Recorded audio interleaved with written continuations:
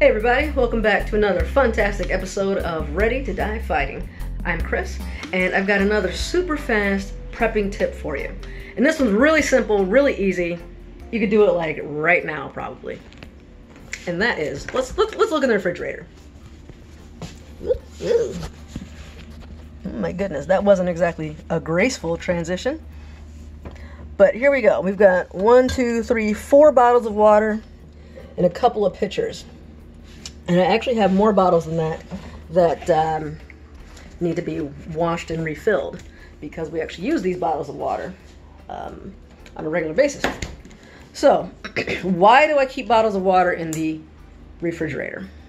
A few reasons. One, I don't trust the water here. I don't at all. Who knows what's in it?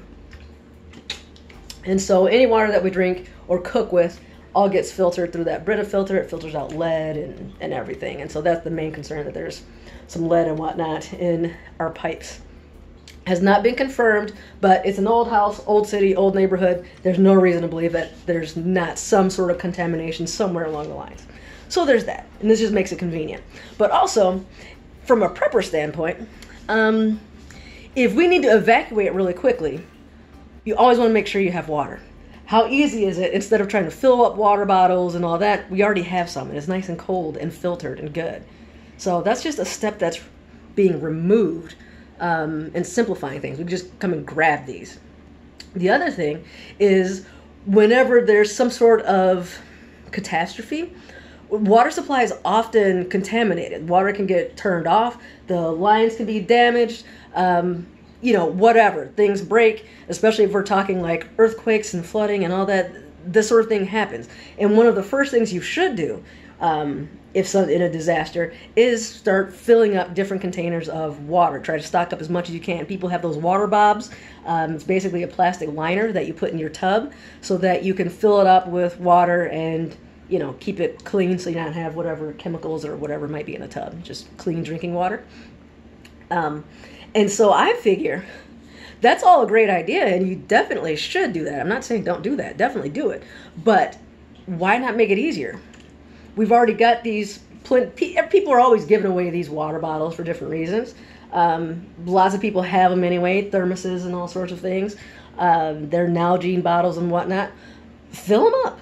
I mean, I take that Brita filter. We filter the water, fill them up, keep in the fridge, and the refrigerator. We've got cold bottled water all the time. So if we need to evacuate really quickly, we can just grab it. If there's an emergency and we need to stock up on water really quick, I'm still going to fill up pots and pans and all that with water as much as I can, but I've got a head start on it. I've already got a jump.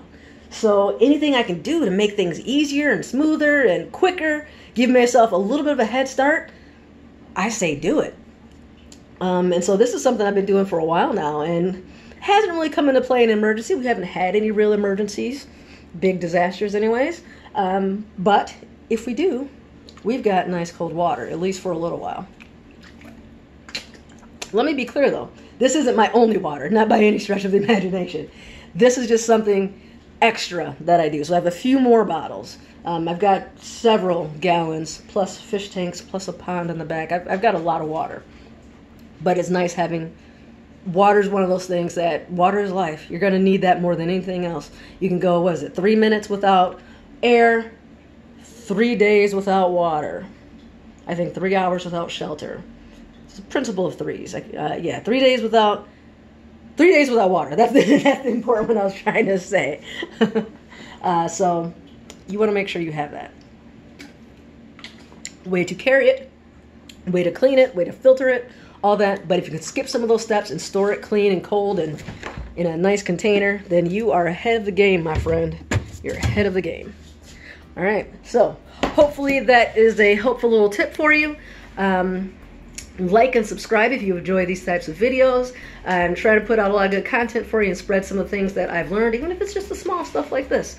And the likes and the subscriptions and the comments really help.